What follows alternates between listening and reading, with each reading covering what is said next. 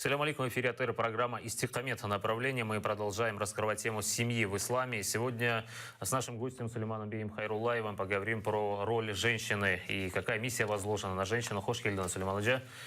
А зрителям напоминаю, что мы работаем в прямом эфире. Если есть вопросы касаемо этой темы, касаемо других тем, звоните, задавайте. Наш гость с удовольствием ответит на ваши вопросы. Телефоны указаны на ваших экранах. Сулейман, как я ранее сказал, что мы будем поднимать сегодня тему про роль женщины. И говоря про женщин, какая миссия возложена на женщину в исламе? Бисмиллахи рахмани рахим, альхамдулиллахи раббил алямин, ассалату вассаламу аля ашрафил анбияи валь мурсалин, набийна Мухаммаду аля алихи ва сахбихи аджмаин ва ба'д. На самом деле эта тема очень важная, так как роль женщины в жизни в общем, как и семьи, как и дочери, либо же матери, на самом деле очень огромная. За каждым успешным мужчиной стоит женщина. То есть она становится причиной того, что этот мужчина добился таких успехов, потому что женщина служит либо же парусом, либо же якорем. И поэтому роль женщины в исламе, на самом деле, женщина в исламе имеет очень важную роль. И об этом говорит сунна пророка Мухаммада, и мы видим, что первая, кто поддержала нашего пророка Мухаммада, саллаллаху алейхи, когда ему было ниспослано Писание, когда он дрожал и испуганный пришел домой, первая, кто его поддержала и кто его успокоила, была его супруга, которая сказала: поистине ты поддерживаешь родственные связи, ты помогаешь слабым, ты кормишь бедных, ты ухаживаешь уважаешь старших. То есть Аллах Субхану Тааля не может тебя предать, то есть либо же подвергнуть тебя трудностям, ведь ты делаешь все это благое. И первым, кто подставил плечо поддержки, это была женщина. И поэтому роль женщины в исламе на самом деле очень огромная. Ну, вы говорили про пророка Мухаммеда. Если же продолжим эту тему, в супружеском браке какая должна быть жена по отношению к своему мужу, мужчине? Всевышний Аллах Субхану Тааля каждому дал свои права. Всевышний Аллах в Коране говорит: «Я ибади инни харрамту зульма аля нафси ва джа'альту байнакум мухаррама фаля тазалиму». О мои рабы, я запретил несправедливость самому себе и сделал ее запретной для вас. Так не будьте же несправедливыми. Это говорит о том, что несправедливость, когда одна сторона, либо кто-то не выполняет свои обязательства, либо же свои права. И Всевышний Аллах Субхану Тааля дал женщине в исламе ровно столько прав, сколько не дало ни одно другое общество. Права, которые сохранит ее честь, ее целомудрие, сохранит семейный очаг, эти все права Аллах Субхану Тааля дал женщине. Что же касается, какими правами обладает женщина в семье, то из самых основных, что касается материальной стороны, потому что у женщин есть права не только материальной стороны, а также и духовной стороны. Выйдя замуж, женщина имеет следующие права. Это муж, который женился на ней, он первое, что ей дает, это дает магар, это брачный дар. После этого он обязан взять ее с разрешения ее опекунов. Следующее, это с ее разрешения он может жениться на ней. Предоставить ей жилье, неважно жилье, то есть то, что берется какого в аренду, уровня, либо же самое главное это крышу над головой, затем смотреть ее, то есть кормить, одевать, обувать и тому подобное. Все, что связано с точки зрения материальной стороны, женщина имеет на это право. Также женщина имеет право в исламе наследовать своего мужа. И это то, что раньше не было до исламского периода. Обделяли женщину раньше. Женщина, на самом деле, она была... то есть ей давали такое место, которое, на самом деле, больше служило унижением, нежели каким-либо достоинством, либо почетом. И также женщина имеет право...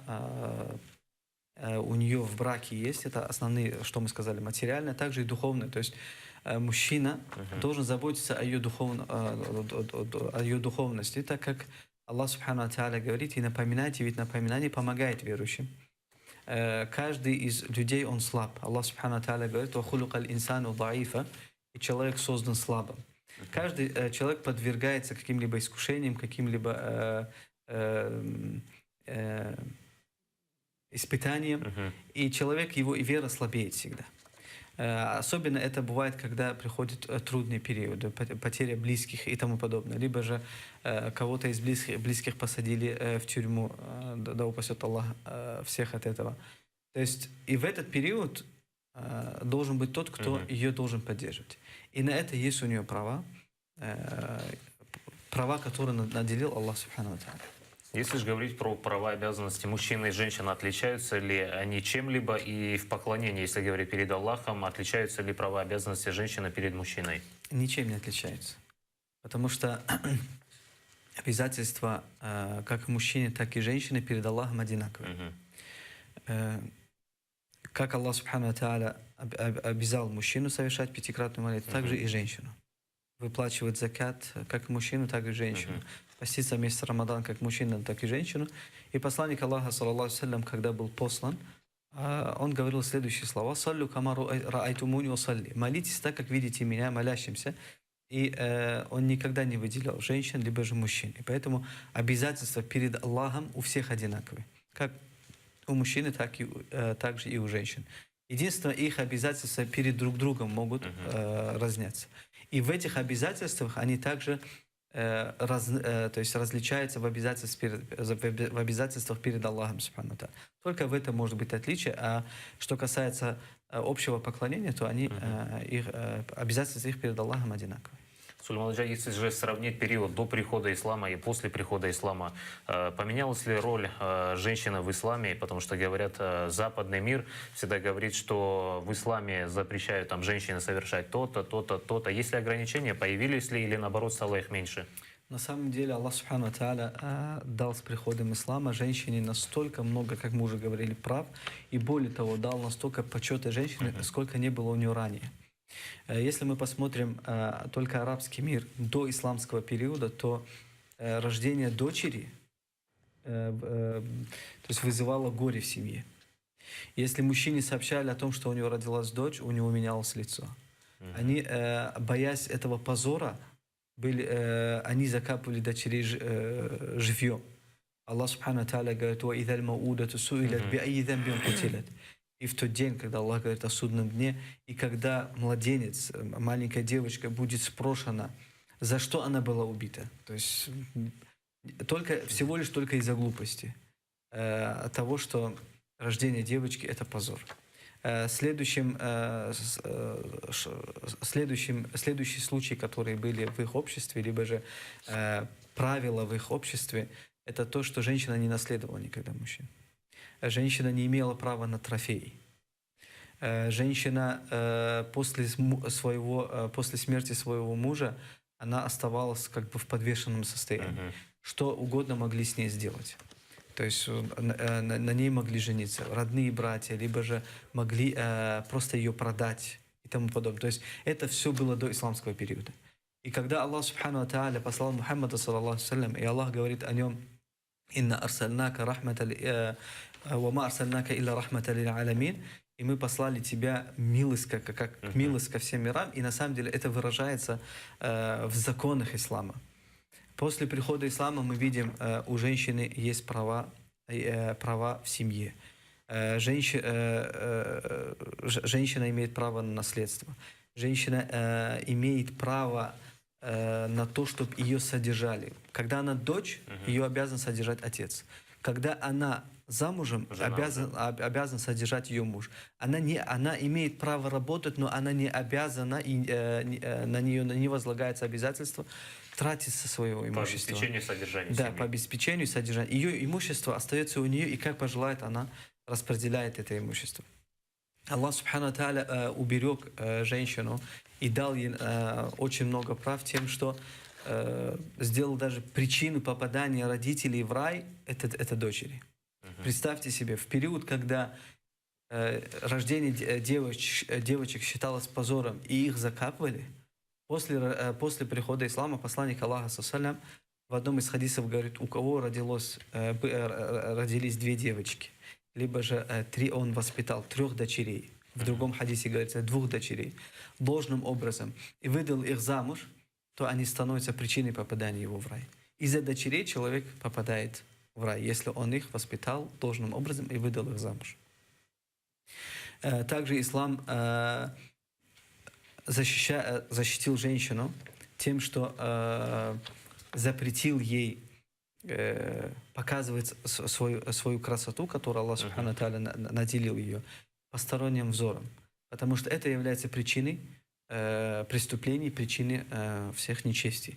На самом деле ислам дал женщине очень много прав. И то, что сегодня в Западе, то есть на Западе говорят, или в общем, то есть это все выражения исламофобов, о том, что ислам притесняет женщину, ислам то есть ограничивает женщину в правах. Нет, на самом деле это не так. Если тот, кто почитает Коран либо Сунну, он увидит, что все права, даже порой мужчины завидуют женщине. Когда посланник Аллаха ﷺ пришел к нему мужчина и сказал: «О посланник Аллаха, кому я лучше всего должен относиться?» Он сказал: «К матери». Затем повторил: «К матери». Затем повторил: «К матери», и только 4-й раз сказал: «К отцу». То есть Аллах Субхану Тааля дал женщине такой статус и такой почет, которым женщина не обладала ни в каком обществе, и по сей день женщина не обладает.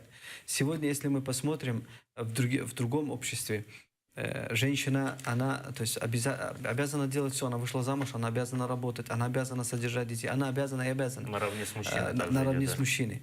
В понимании ислама этого нет. Женщина, она имеет право, то есть она может это делать только с ее согласия. Только если она этого пожелает. И поэтому ислам на самом деле защищает женщину. Если сегодня считается, что свобода воли — это есть то, что женщина что пожелает, то и делает, то это на самом деле это неправильно, потому что права заключены в том, что она может получить. Не то, что она может сделать своими поступками. Например, она может навредить, либо же опозорить свой род, опозорить свою честь. И это не означает это права ее. Если, например, женщина пожелала заниматься, да упаси Аллах, например, какими-то непристойными делами и тому подобное, и называется это воля, либо же называется это право, это неправильно. Потому что ее права не должны вредить членам семьи, либо кому-либо другому. То есть человек сегодня может сказать: «У меня есть право украсть», например. И с чего ты взял, и откуда у тебя есть право? Потому что твой поступок вредит окружающим. Да. И также женщина своими поступками, то есть либо теми правами, которыми она воспользуется, она не должна вредить своей семье, своему народу, в общем, своему обществу. А то, что сегодня называют свободой, на самом деле это свобода, которая выражается в коротких юбках, либо же в недостойном виде, либо же в недостойных поступках, то это на самом деле оно отдаляет от целомудрия, отдаляет от скромности. И более всего оно позорит кого? Позорит народ. Раньше, то есть переживание за честь своей семьи и своего народа было одно из того, что на первом месте. Сегодня, к сожалению, от того, что люди отдаляются от законов религии, отдаляются от Корана, это все забывается. И потом людям тяжело понять, что такое Коран. Тяжело понять, почему в исламе именно вот такие законы. Потому что люди намного даже отдалились от своих традиций, которые есть в народе. Говоря про одежду, вы сейчас упомянули про короткие юбки и все остальное. Хиджаб является ли обязательным или же желательным? И говоря про наш народ, есть ли какие-то особенности национальной одежды, возможно, с религиозной стороны? Хиджаб это является ваджибом, является обязательным для женщины. Так как Аллах Субхану Тааля в Коране повелевает Мухаммаду саллаллаху алейхи ва саллям. Он говорит: скажи своим женам и верующим женщинам. То есть Аллах Субхану Тааля начинает сперва с членов семьи посланника Аллаха, с его жен, с его дочерей. С его ближнего окружения. С его ближнего окружения. Затем переходит на всех верующих женщин. И Аллах Субхану Тааля говорит, пусть они потупляют свои взоры, пусть они оберегают свое целомудрие, и пусть они прикрывают свою красоту, Аллах говорит, бросают на себя покрывало, и не показывают свою красоту, кроме того, что видно из нее. Кроме своих мужей, кроме своих отцов, близких. И Аллах перечисляет ту категорию людей, кому дозволяется показывать определенные части тела, что является запретным для других глаз. Для окружающих. Да, для окружающих. И если мы посмотрим наш крымско-татарский народ, период ханства, после этого, то есть даже до депортации, то мы увидим, что наши женщины... До прихода советской власти. До прихода советского. Даже во время прихода советской власти люди старались соблюдать это, потому что женщина считала это ее обережением. То есть это ее защитой и это ее чистотой. Когда женщина была покрыта. Мы не увидим ни одной фотографии, чтобы женщина была без головного убора. По сей день наши старые пожилые женщины, которые застали депортацию, большинство из них и большая часть из них, даже можно сказать все из них, ходят в головных уборах. То есть одевают платки, прикрывают свои волосы. Это то, что, можно сказать, осталось после прихода Советского Союза. Но если, имеется в виду и в общем входа как Российской империи с Екатериной и тому подобное, но это было нашей традицией. Так как Крым являлся территорией мусульман, и наш народ крымско-татарский, его религия является ислам, это претворялось в жизнь. Наши женщины, они были всегда покрытыми. Это не считается, и сегодня многие любят апеллировать этим и говорят, это отсталость. Нет, это не отсталость. Отсталость выражается в чем? Если человек отсталый в образовании, либо же в культуре, либо же в этике, да, можем сказать отсталый. Но когда человек образованный во всех направлениях и одет достойным образом, что не каждый, то есть взгляд может ее увидеть, либо же посмотреть и обсмотреть, то это не является отсталостью, наоборот, это является защитой женщины. Потому что различные взгляды, мы не знаем, что за этими взглядами. Порой бывают за этими взглядами порочные мысли. И поэтому, и таким образом, когда женщина выходит замуж, то ничего из ее красоты не остается для ее мужа, потому что до этого она уже все показала, если она не была прикрыта. И для того, чтобы защитить права мужа и оберечь женщину от разных дурных мыслей, либо же действий, которые могут быть применены к ней. Аллах Субхану Тааля обязал женщину одевать хиджаб. Хиджаб был предписан не сразу с приходом ислама, через определенное время. Но когда был ниспослан этот аят, женщины тут же покрыли свои головы. И Аллах Субхану Тааля назвал это красоту. Волосы женщины красоты, фигура у нее это красота, и кожа это красота. И это все Аллах Субхану Тааля повелел скрыть, потому что тем самым женщина защищает свое целомудрие и проявляет тем самым свою скромность, нежели если она все это показывает всем. Вы говорили до этого, что мужчина и женщина равны в правах, но мы знаем, что свидетельство одной женщины равно свидетельству двух женщин равно свидетельству одного мужчины. Почему так? Что касается законодательной части в исламе, аятов, в которых выражается законодательная часть, во-первых, мы, как мусульмане, принимаем это, потому что это решение Аллаха. И Аллах, так как Создатель, является тем, кто лучше знает свое творение, Аллах дал это повеление. Но в мудрости этого есть следующее объяснение. Мужчина и женщина, они разные. Мужчина, он более сдержанный, женщина более эмоциональная. И ученые ислама объясняют это тем, что женщина, так как будучи эмоциональной, она может быть подвержена тому, что она во время решения может пожалеть, обвинять, проявить сострадание и тем самым не сказать то, что нужно сказать. Но для того, чтобы этого не было, для этого будет вторая женщина, которая сможет удержаться от этого. И поэтому это ни в коем случае это не унижение женщины, либо же чем-то ее унижение какое-то. Нет, это проявление, в первую очередь, решения Аллаха. Второе, это объясняется тем, что женщина более эмоциональна. и тем, что в нужный момент она может принять не то решение по причине своей жалости, и поэтому Аллах Субхану Тааля установил этот закон. Сулейман Хаджи, есть ли такая работа, сфера деятельности, занятия, которые мусульманке запрещено? Мусульманка на самом деле имеет право на любой род деятельности, кроме, конечно же, тех вещей, которые могут только мужчины. Это, например, война, либо же это, например, какие-то самые высокие посты государственной деятельности. Женщина имеет право заниматься абсолютно любой сферой деятельности, как торговлей, бизнесом, образованием, воспитанием, то есть общественной деятельностью. Она имеет право заниматься. Но ее деятельность не должна нарушать права, например, ее супруга. Предположим, если женщина вышла замуж, мы сказали, у нее есть обязательства своей семьи, так же, как есть обязательства у мужчины. Если женщина будет заниматься деятельностью, тем самым не выполнять свои обязательства перед своей семьей, то в этом случае вопрос возвращается к мужчине. Если он согласен на это, тогда она имеет право то есть, дальше работать. Но если он скажет «нет», я не могу, я тебя не вижу, например, либо же ты не выполняешь свои обязательства, в этом случае она должна пересмотреть свой род деятельности. Есть такое выражение, что мужчина является головой в семье, а женщина шеей, говорят. Так ли в исламе?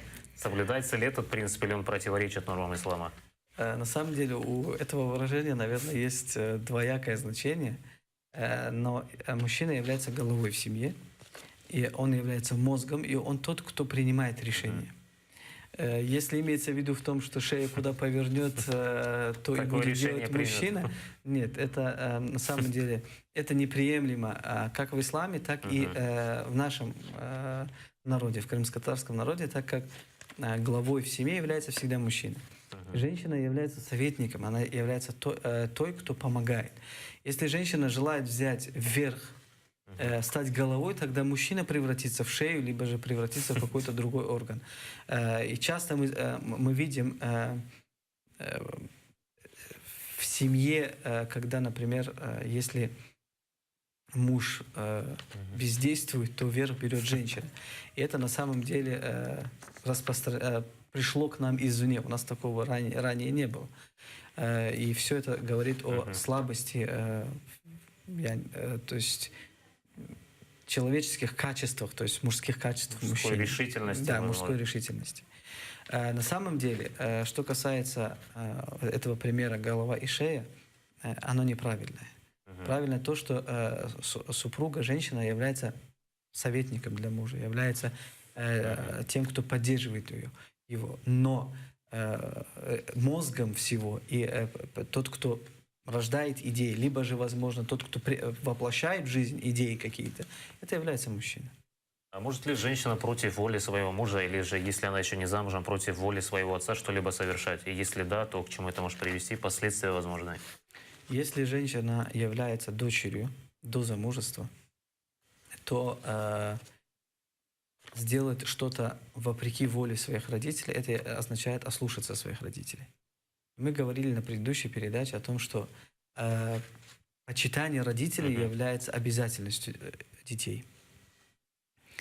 И Всевышний Аллах Субхану Тааля поставил повиновение родителям после повиновения Аллаха.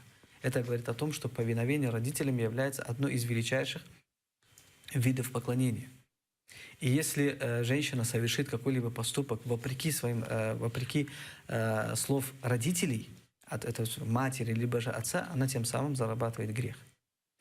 Но, как мы говорили, за исключением, если, например, отец, либо же родитель, кто-то повелевает дочери, либо же сыну делать поступок, который противоречит законам ислама, повелению Аллаха, то в этом случае она имеет право не ослушаться, и более того, то есть ослушаться и повиноваться Аллаху Субхану Тааля. Что же касается мужа, то это то есть, также относится это к мужчине, то есть к мужу.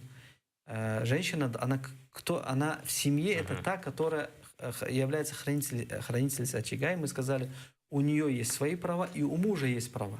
Вот из обязанностей, то есть из прав мужа перед супругой является ее повиновение, ее покорность, И если это будет нарушаться, тем самым женщина будет не выполнять свои обязательства и свои права.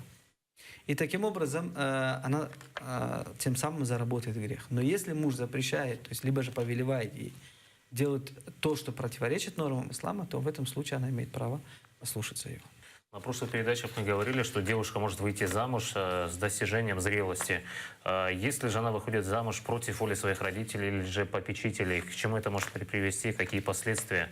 С точки зрения ислама, женщина не имеет права выйти замуж, и тот брак, никах, является недействителем, который был без разрешения опекуна, именно отца. Либо же отца, либо же, если нет отца, тогда дедушки по стороне отца. Либо же, если нет дедушки, тогда брата по стороне отца. Если нет брата отца, тогда смотрится ниже, родной брат по стороне отца. То в этом случае Пророк ﷺ сказал, женщина, которая выдала себя замуж, то есть никах, который был прочитан без разрешения отца, он недействителен. Более того, в другом хадисе Пророк ﷺ сказал, женщина, которая выдала себя замуж, она прелюбодейка. То есть ее поступок приравнивается к прелюбодейству. И поэтому никах такой семьи является недействительным. Сулейман, может ли женщина, девушка быть инициатором создания семьи? Если же мужчина может быть нерешительной, может ли она со своей инициативой выйти и создать брак? На самом деле, если мы посмотрим, то есть этот вопрос с точки зрения ислама, то ислам не ставит какие-то рамки, либо же границы, кто должен быть инициатором. Более того, история показывает в том, что жены пророка ﷺ даже порой приходили и предлагали себя, чтобы он женился на них. И это часто было среди также сподвижников, когда женщина желала выйти за определенного мужчину, и она отправляла своих представителей, которые посватаются. Но то есть это с точки зрения ислама. Но есть второй вопрос, это общество, в котором есть. То есть есть правила в шариате, в исламе. Аль-ада мухаккама. То есть обычаи, если они не противоречат нормам ислама, тогда они занимают позицию нормов ислама. Например, если в обществе не принято и считается позорным, если женщина первым, кто то есть, предложит себя, тогда в этом случае этого нельзя делать. Если же как бы нет разницы в каком-то определенном обществе, что либо же мужчина, тот, кто является первым инициатором, либо же женщина, тогда ислам этого не запрещает. Сулейман, у нас несколько минут, и вопрос такой, который про развод. Может ли женщина быть инициатором развода, если ее что-то не устраивает в семье? Самое первое, что мы должны знать, Аллах Субхану Тааля разрешил развод, но он ненавистен для Аллаха. Также Пророк ﷺ сказал, женщина, которая попросила развод, не имея на это права, то есть без причины, она не почувствует даже запаха рая. Это говорит о том, что женщина не должна быть инициатором развода, если у нее все хорошо. Если она, то есть ущемлена в правах, то есть нарушаются ее права, она имеет право быть инициатором развода. Но инициатором развода что это означает? То есть попросить у мужа развод. И если муж не дает развод, она имеет право откупиться. Хорошо? То есть договориться с мужем, вернуть, например, брачный дар, либо же на определенную сумму, и тем самым они будут разведены. Либо же имам, либо же муфти, либо же судья, кады, он имеет право аннулировать брак, если выслушает обе стороны и увидит на самом деле, что женщина обделена, не выполняются ее права, то в этом случае они имеют право аннулировать брак. Он идет 30 секунд, и какой совет от вас будет женщинам, чтобы семья была крепкой, надежной, что они должны делать со своей стороны? На каждого Аллах Субхану Тааля возложил свои обязательства. И каждый должен занять свою нишу. Если ты дочь, то займи нишу дочери. Если ты супруга, то займи нишу супруги и выполняй свои обязательства по отношению к мужу, по отношению к воспитанию детей. Если ты мать, то займи ношу матери и дай правильное и хорошее воспитание. Ведь наш народ, в общем, умма Мухаммада, и в частности наш народ, нуждается в храбрых, нуждается в мужчинах на самом деле. То есть отдаю полное значение этому смыслу. И поэтому для того, чтобы появились эти мужчины, должны воспитать этих мужчин, на самом деле, это женщины. И поэтому все достижения, которые достигли мужчины, опять повторюсь, 70%, если не больше, заслуга это женщин. Пусть Аллах Субхану Тааля даст всем женщинам имана, стойкости, терпения, и чтобы Аллах Субхану Тааля облегчил их обязательства, которые возложил на них. Чоксаун. Это была программа «Истихамет направления». Мы с главой Совета улемов Сулейманом Хайруллаевым говорили про роль женщин в исламе. Мы увидимся с вами ровно через неделю. Не переключайтесь.